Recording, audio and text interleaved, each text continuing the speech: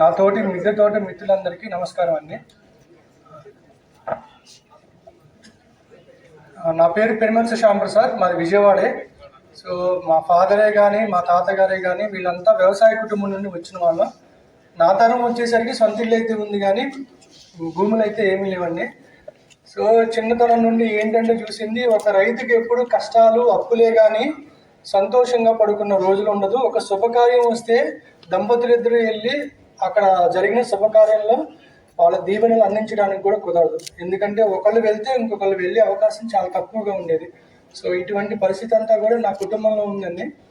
చిన్నతనం నుండి కోళ్ళు గేదెలు ఇట్లా వ్యవసాయం అదంతా జరిగేది. సో నా తరం వచ్చేసరికి ఒక సొంత ఇల్లు ఉంది కాబట్టి అప్పటికే మన రైతు నేస్తం వెంకటేశ్వరరావు గారి యూట్యూబ్ ఛానల్ ద్వారా చాలా వీడియోస్ వచ్చినాయి. ఏంటంటే ఒక ఇంట్రెస్ట్ అనేది ఉంది కానీ పూర్తి స్థాయిలో ఎలా స్థాపించాలి, పూర్తి స్థాయిలో అంటే కనీసం వారానికి 4 నుండి 5 రోజుల వరకు మిద్దె తోట మీద వచ్చేటటువంటి కూరగాయలే కానీ ఆకుకూరలే కానీ ఇట్లాంటి ఎలా తీసుకోవాలనేది అప్పటి వరకు తెలియదు.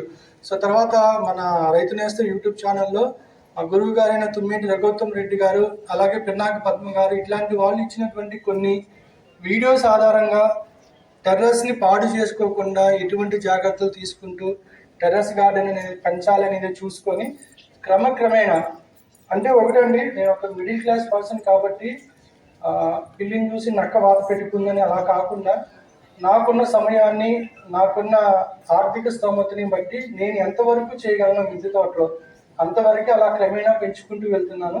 సో అన్ సీజన్లో అయినా సరే నేను 3 నుండి 4 రోజులు ఆకుకూరలు కానీ కూరగాయలు కానీ తీసుకుంటాను.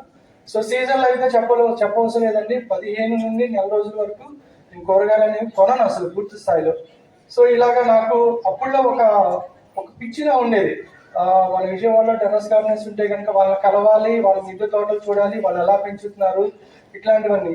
సో ఇలాగా రైతు నేస్తంలో వచ్చేటటువంటి చాలా వీడియోస్ ద్వారా నేనైతే కొట్లూరు సాంబశివరావు గారు, ఆయన ఉన్నారో లేదో తెలీదు, ఆయన ఒక వీడియో వచ్చిందండి. సో ఆ వీడియోలో దేశవాళీ చిక్కుడుకాయ విత్తనాలు వస్తే కోవిడ్ టైంలో ఆయన కాల్ చేసి, సార్ నేను ఇలా మీ గార్డెన్కి వస్తాను, నాకు సీడ్స్ కావాలంటే రమ్మన్నారు.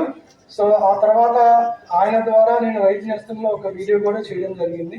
సో ఇలా మేమందరం కలిసిన కొంతమంది గార్డెనర్స్ అందరం కలిసి 21 మే 2023వ తేదీన 1@1 లైఫ్ అనే టెర్రస్ గార్డెన్ గ్రూప్ని స్థాపించడం జరిగింది. సో దానిలో నేను, లీలా కుమారి గారు, సురేష్ గారు, విజయ్ గారు, సో కొంతమంది వాలంటీర్స్తో కలిపి సో ఈ గార్డెన్ గ్రూప్ అయితే మేము స్టార్ట్ చేశాము. సో మాకు తగిలిన దెబ్బలు ఎలాంటివంటే, దెబ్బలు తగిలే కొద్ది కసిగా ఇంకా ముందుకు వెళ్ళాలనే ఉద్దేశంతో ఈ గ్రూప్ని ఆ రోజు స్టార్ట్ చేసింది. ఈరోజు కనీసం 2 నుండి 3 వేల మంది గార్డెనర్స్ అయితే యాడ్ అయ్యారు. సో క్రమేణా ఏంటంటే ఇది మా వరకే పరిమితం అవ్వకూడదనే ఉద్దేశంతో సిద్ధార్థ మహిళా కళాశాలలో మా పాప బీఎస్సీ చదువుతున్న ఫస్ట్ టైం అనమాట. అప్పుడు కాలేజీల్లో కూడా మనం అవేర్నెస్ ప్రోగ్రామ్స్ చేస్తే సో మిద్దె తోట ఆవశ్యకత మనకే కాదు నేటి తరాలకి ఏంటి అనేది తెలియాలి. ప్లస్ పిల్లలు కూడా చాలామంది ఏంటంటే మనం పూర్వం తిన్నటువంటి తిండి తినట్ల, ఇవాళంతా కూడా నూనెలో స్నానాలు చేసిన ఫ్రైస్ కావాలన్నమాట. మిద్దె తోటలో వచ్చేదేమో గుప్పుడు, ఎంత బాగా చేసినా కానీ బెండకాయలు దొండకాయలు ఒక 1/2 కేజీ మించి చాలు. దాన్ని ఫ్రై చేసామనుకోండి, ఎంతమందికి వస్తే ఒకళ్ళు గట్టిగా తింటే అయిపోతుంది అనమాట.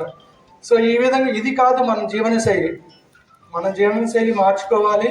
అసలు ఏ విత్తనం నుండి ఏ మొక్క వస్తుంది ఏంటి అనేది పిల్లలకు తెలియాలి అనే ఉద్దేశంతో స్కూళ్ళకే కానీ కాలేజీల్లో కానీ మేము వెళ్ళి అవేర్నెస్ ప్రోగ్రామ్స్ అయితే చేశాము.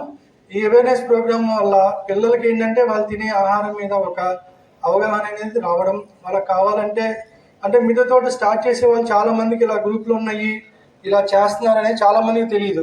సో ఇలా కాలేజీలకు వెళ్ళడం మూలంగా వాళ్ళ పేరెంట్స్కి మేము ఇలా చెప్పడం.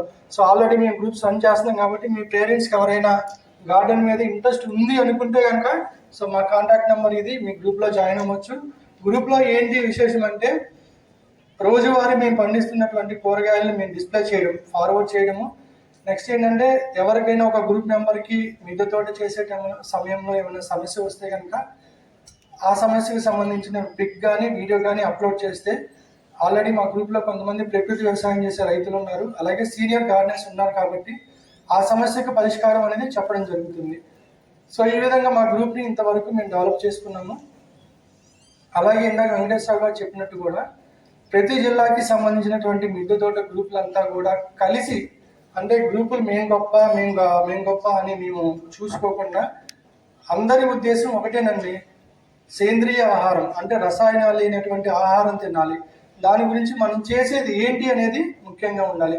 అలా ప్రతి ఒక్క గ్రూప్ కూడా కలిసికట్టుగా ముందుకెళ్తే మనం ఫ్యూచర్లో అడవులు అంతరించిపోతున్నాయి, ప్రకృతి అంతరించిపోతుంది, జీవ వైవిధ్యం పోతుంది అనే సమస్యకి ఫుల్ స్టాప్ పెట్టేసేయచ్చు. ఎందుకంటే సిటీలోనే పెద్ద ప్రకృతి వనం ఏర్పడుతుంది. దీనివల్ల ఏంటంటే మన చిన్నతనంలో చూసినటువంటి అనేక రకాల పక్షులే కానీ, అలాగే తేనెటీగలు ఇట్లాంటివన్నీ కూడా మన గార్డెన్లోకే వస్తాయి. చాలా మంది కూడా తొందరపడి ఎక్కువ గార్డెన్ పెంచుతారు. అట్లాంటివి అయితే పెంచద్దండి. మీరు ఎంత మట్టికి చేయగలరో అంత మట్టికి పెంచుకోండి. వచ్చిన కూరగాయలను కూడా ఏ విధంగా సద్వినియోగం చేసుకోవాలో అలా చేసుకుంటే గార్డెన్ అనేది చాలా బాగుంటుంది. ఫ్యూచర్లో ఇది మన వరకే కాకుండా జనరల్గా మనం ఏంటంటే మన పిల్లలకి ఆశలు ఇవ్వడానికి నానా కష్టాలు పడుతూ ఉంటాం, తిండి తిప్పలు తినకుండా, నిద్ర లేకుండా. కానీ మనం ఆస్తులు ఎలా ఇద్దాం అనుకుంటున్నామో మన నేటి తరానికి ఆరోగ్యాన్ని ఇవ్వాలి. అలాగే మిద్దె తోట వారసత్వాన్ని కూడా వాళ్ళకి మనం తప్పనిసరిగా ఇవ్వాలి. సో ఇది నేను చెప్పాలనుకుంటున్నాను. సో మీరందరూ కూడా ఏదో చేశాము, ఏదో చెందాము అన్నట్టు కాకుండా దీన్ని నేటి తరానికి వారసత్వంగా ఇవ్వాలి.